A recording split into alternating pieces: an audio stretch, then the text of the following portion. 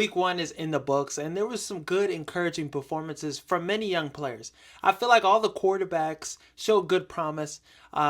Maybe Tyler Shuff, he had a up and down performance. The Saints quarterback situation is insane, but for the most part, from the young players, I like what I saw. In today's video, I'm going to break down players that I think had the best performances, and they were the biggest preseason week 1 winners. Let's start off with Shedeur Sanders. He looked comfortable in the pocket. He was escaping the pocket, spin moving out of pressure. He even was telling Myles Garrett, hey, you think that spin move would have worked on you? No shot it would have worked on Myles Garrett. But that banter, that conversation kind of makes you, feel like the players are buying in a little to Shedeur Sanders, even though Shedeur Sanders is still quarterback number 4 on this depth chart. I don't know how, because he looked pretty good in his game, starting the first half for the Browns, and 2 touchdowns, 2 really good reads. Play action looked good. 14 for 23, 3 scoring drives for the Cleveland Browns in his action. Showed elite accuracy, showed touch, showed timing. Everything was really good for Shedeur Sanders. Looked poised in the pocket. The player we saw at Colorado last year, that's who we saw. And he's done a really great job in debut performances. His first performance, freshman year of college at Jaxson State, he balled the fuck out. First performance for Colorado, got an upset victory. The year after that, against TCU, 5 passing touchdowns. Like, he's really good at debut performances. So yeah, I had 3 trips in the red zone, 3 scoring drives, showed everything you wanted to see in a young quarterback, and I hope this performance gives him more opportunity, and we'll see what Dillon Gabriel looks like in the next preseason game. And hopefully Shedeur Sanders makes his roster. It's crazy to say after the performance he's had, but he's really going out there, putting great tape out there for all 32 teams, because who knows, another team could come swoop whoop and get him, because the Cleveland Browns, how they're managing this situation, it doesn't look like he looks like he has a lot to overcome to become the starting quarterback for the Browns. But it was nice seeing him ball out to the level that he did, with all the doubters on him, with all the disrespect that he had to deal with this offseason. Just people, nepotism, claiming all this stuff they're claiming. The NFL humbling him in the NFL draft. He went out there. He's handled everything pretty well up to this point and carried himself pretty well. And he's still showing that he's not going to change who he is. The wrist shit, hey, I love everybody doing that shit now. The entrance for this game, like everything he's doing, he's still himself, but he's still humble. Still really like the interview after the game saying, my dad probably would have liked me to play a little better. He's very humble still within having that arrogance, having that confidence. So Shedeur Sanders, he's good in my book. One of my favorites and one of my favorite young players in the game. Hopefully things in Cleveland works out, and if not, I need another team to give him an opportunity, because he could be really good given a team's really bought into him and is willing to let him develop and go out there and instill confidence in him. The next winner I have is the Patriots. They had all their young players play really well, except for Kyle Williams. Kyle Williams really wasn't much of a factor in the game, but Trevion Henderson, opening kickoff, first touch in the NFL, took it to the house, 108-yard kickoff return for a touchdown. Then he had a pitch that he took 18 yards. And he got active in the receiving game, a couple catches, made defenders miss in the open field, trucking guys, laying the boom. This is a guy that I'm really excited about. A huge weapon for the Patriots. He showed flashes of what he can be. The huge, big flash with the kickoff, but in the receiving game and the running game, him and Ramondre Stevenson should be a nice RB duo. And then Will Campbell looked nasty. Getting him out in open space as well. He's putting corners on their ass. He's just a physical blocker. The arms didn't look too short in this game.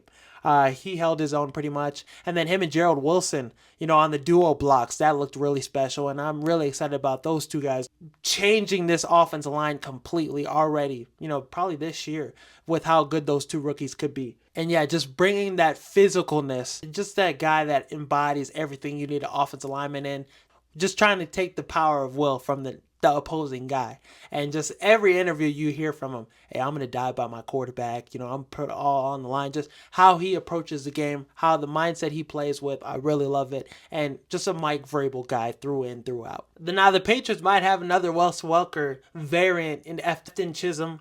This is an undrafted free agent, but he's playing at a high level in camp, tearing it up, turning heads. And, in the game, his first preseason action, 6 catches, 50 yards. And he's a 4.7, 40-yard dash kind of speed.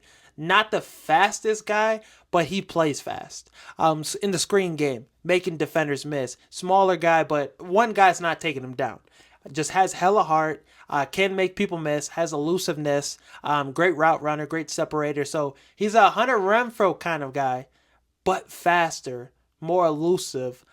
So twitchy as hell. Nice slot receiver. I'm hoping he can make the roster. It's going to be an uphill battle for him. There's so many receivers on this Patriots roster, but he's playing better than Polk.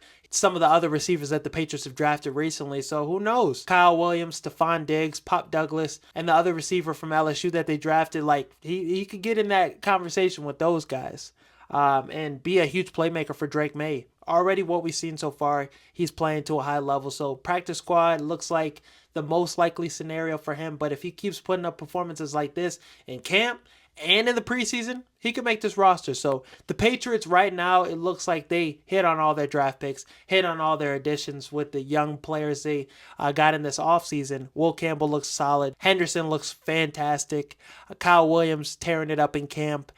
Drake May has a nice young nucleus around him, and Mike Vrabel's going to turn things around. So watch out for the Patriots. Bryce Young looked fantastic with the Carolina Panthers. He looked like that same player that we saw towards the end of last season. He looks like Alabama Bryce Young that won the Heisman. Just, the confidence in the pocket, being poised in the pocket, escaping the pocket, the mobility. The anticipation throws he was throwing to T-Mac. I mean, T-Mac was breaking the route. Ball was right in his chest. He dropped the touchdown, but just that connection's already looking like there's something there. There's sparks already there. The back shoulder throw he had to T-Mac for a big gain was beautiful. So Bryce Young looks fantastic. I'm 100% certain he's going to have a breakout season, going to have 4,000 yards passing this year, and just continue to build off what he did last season. And with this receiver room for the Panthers, it's deep as hell. T-Mac's going to be great this year. Adam Thielen's still there. Jimmy Horn Jr., Hunter Renfrow, Jalen Coker, Leggett, he's having his drop issue still, but he's still 4th or 5th best receiver. That would be disappointing, but this is a receiver room that's deep. So I think what we saw from Bryce Young was phenomenal. The touchdown pass to Coker was nice. Escape in the pocket, beautiful throw.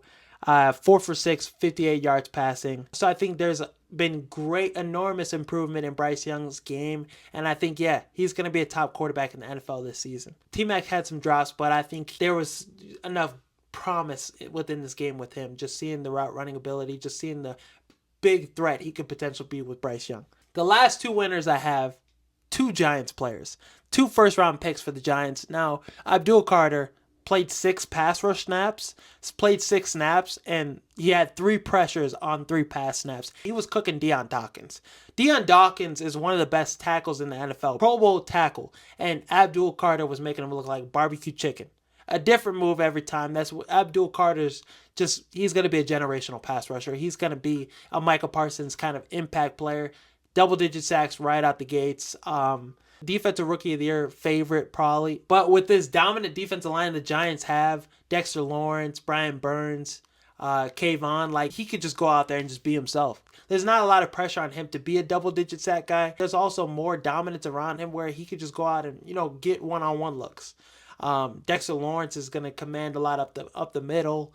And then on the outside, Brian Burns. This Giants pass rush is going to be insane.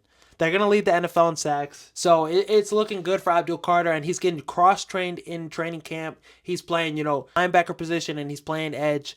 So he's just all over the place. Going to be great to see. Really like that side because he showed that at Penn State. Whereas Micah Parsons, we didn't really see the pass rush ability from him, but we've seen that Abdul Carter can do both. He did it for a season at Penn State, and then he did, straight up pass rushing last season and was dominant.